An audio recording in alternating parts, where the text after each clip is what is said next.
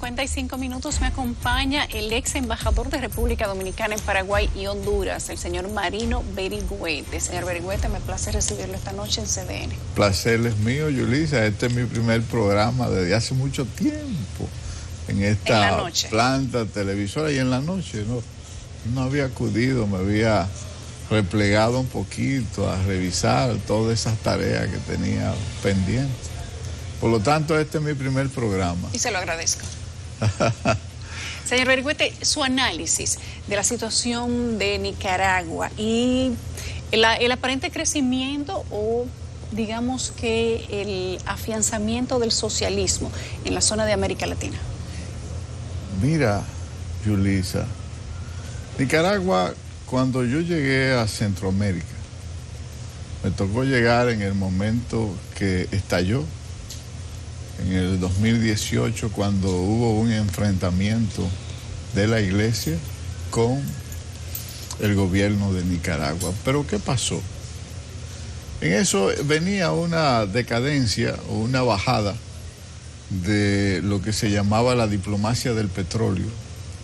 La diplomacia del petróleo comenzó a sentirse la disminución. Venezuela no ya mandaba petróleo a Nicaragua, como tampoco lo mandaba ya a Cuba, como tampoco a República Dominicana, y el gobierno inició a meterle las manos a los empresarios en los bolsillos, y comenzó ese malestar. Nicaragua era para el 2018 hacia atrás el país más seguro de Centroamérica. Más seguro que Guatemala, más seguro que El Salvador, más seguro que Costa Rica, más seguro que Honduras y mucho más seguro. Podría transitar en Nicaragua por cada una de sus departamentos.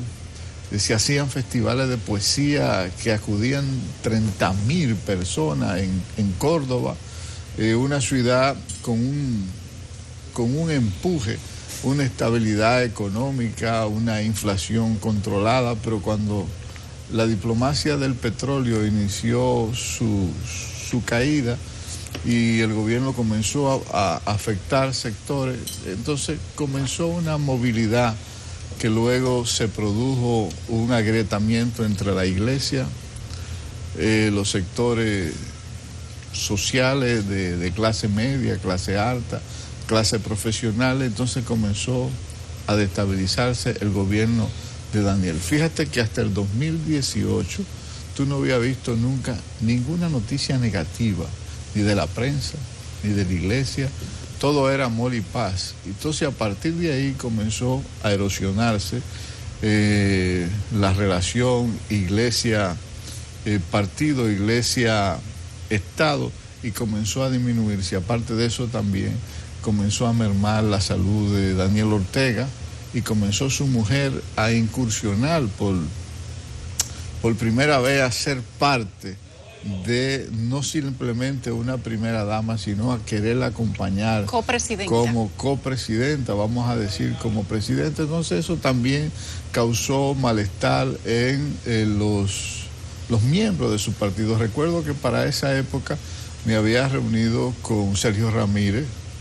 Había hablado con Sergio Ramírez sobre la situación que había en Nicaragua, y con algunos colegas que eran también embajadores, guerrilleros que eran embajadores en Honduras, y hablábamos de la situación de la economía. Entonces, cuando la economía comenzó en esa ola a afectar a los sectores, hubo un asesinato de algunos estudiantes y comenzó a erosionarse. Y entonces ese país, que era un país con un aparente desarrollo, con una seguridad, comenzó a disminuir. Entonces comenzaron también a descubrirse los actos de corrupción dentro del país.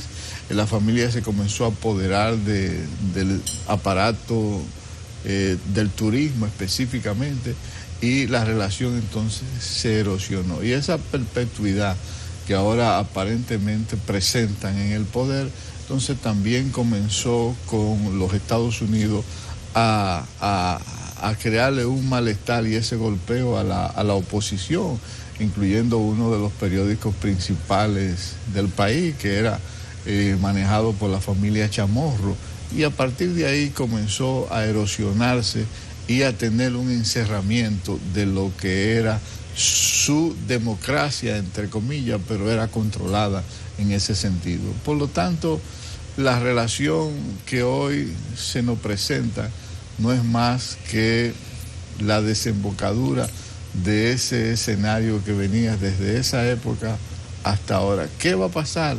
Es una pregunta que a veces me hago en el marco de la diplomacia, no lo que ven a veces en las redes sociales o leen o se hacen esos análisis.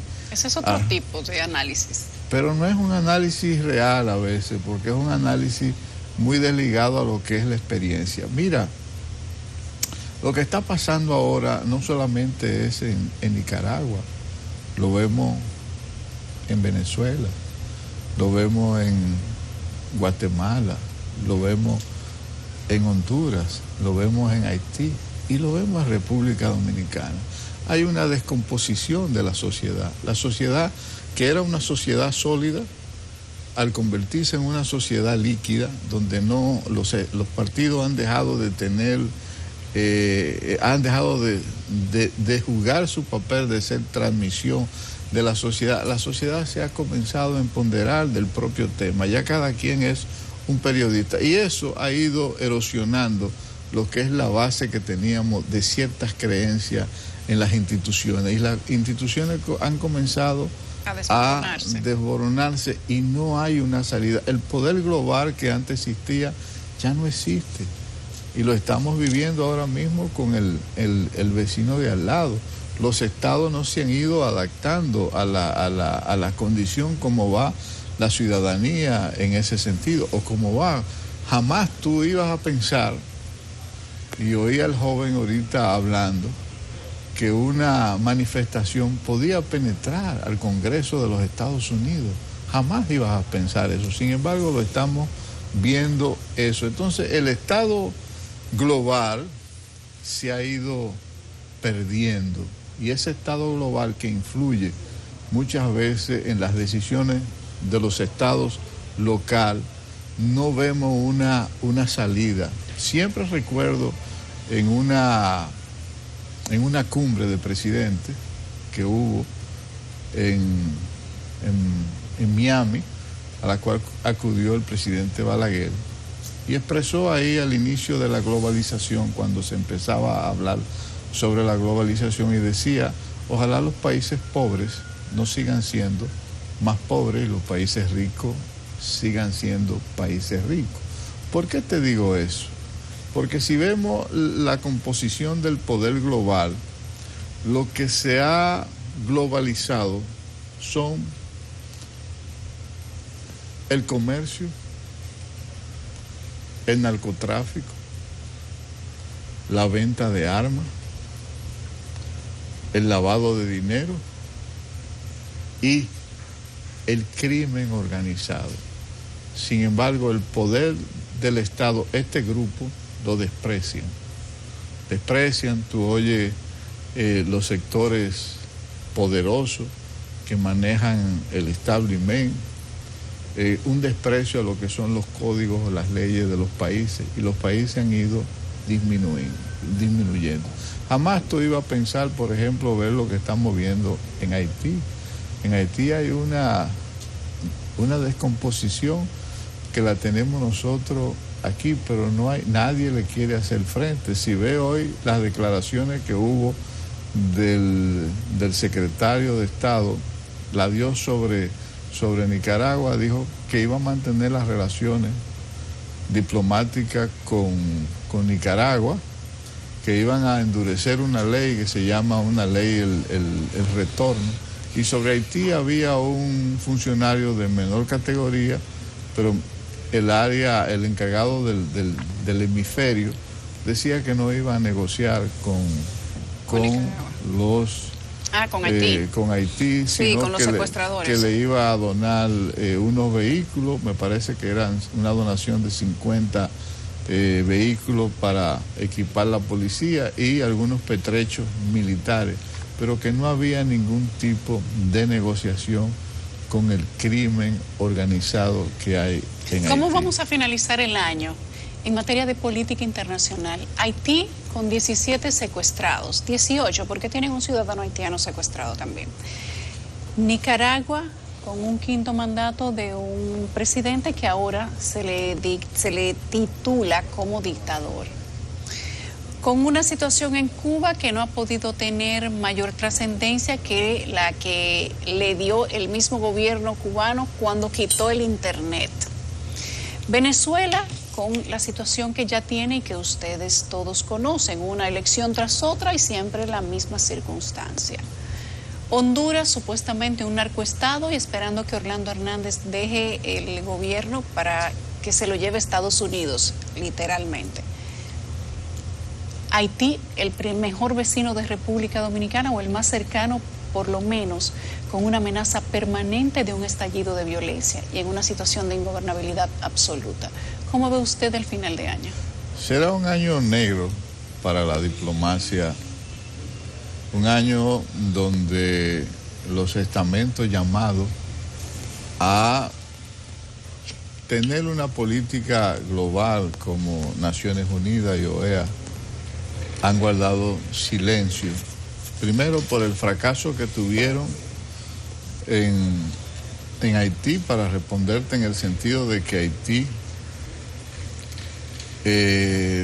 gastaron no 1.000 millones como acabó de decir el joven, no, con la minuta se gastaron más de 4.000 millones y los Estados Unidos ha tenido una inversión desde el 2010 de 5.100 millones de dólares, o sea que ha habido dinero. Y eso recuerdo muy bien una vez, una reunión que estuve en la época que Cedrá le dio el golpe a Aristide, y decía él que él no necesitaba la comunidad internacional, sino que necesitaba el dinero, porque el palacio del gobierno de Haití estaba lleno, su sótano, de todos los proyectos habido y por haber, que van las organizaciones internacionales, hacen los proyectos y se quedan ahí y gastan el dinero. ¿Cómo terminaremos? Muy oscuro. Pero el ser humano, yo soy en eso optimista. El ser humano siempre busca una alternativa. Veo con preocupación la manera de la política exterior, específicamente de República Dominicana, cómo está agotando, buscando una salida a nivel internacional donde no la va a haber. Entonces yo creo, para finalizar, porque veo que no hay mucho tiempo y quiero aprovechar esto para hacer un llamado, el Estado dominicano tiene que buscar una solución dominicana, tiene que olvidar un poco de Haití y tiene que modificar su accionar. No podemos seguir poniéndole parcho a la relación de la República Dominicana con Haití. Haití tiene por escuela una diplomacia de confrontación y si te pones a hacer un análisis completamente de su reacción con la República Dominicana, vas a ver que es una diplomacia de confrontación permanentemente. República Dominicana le dona una vacuna, se la rechaza.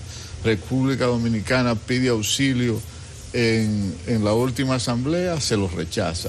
República Dominicana tiene un comercio con Haití muy abierto y llega un momento que le dice que no acepta el pollo porque está contaminado, o el cerdo porque está contaminado, o que no pueden entrar porque están infectados del COVID. Es una diplomacia de la confrontación. Nosotros tenemos necesariamente que iniciar el proceso de cambiar la manera como hasta ahora hemos tenido la relación con Haití, usando el poder blando y el poder fuerte y la diplomacia inteligente.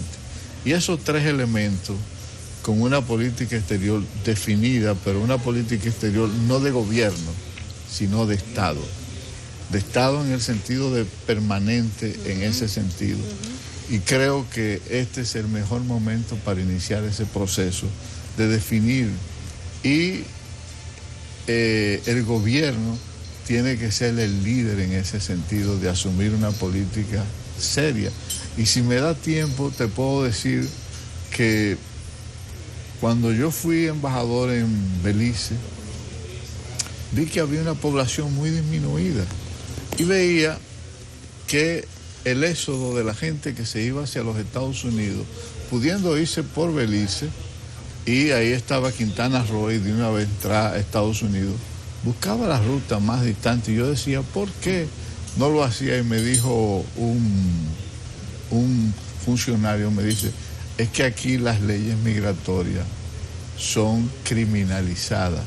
Aquí se agarra una persona entrando de una manera ilegal, tiene prisión entre 6 a 18 meses. Y si lo toman por segunda vez, puede tener entre 2 a 3 años de prisión. Y por eso la gente no pasa por aquí. Y no es una cuestión de sociedad o de xenofobia, sino de territorio.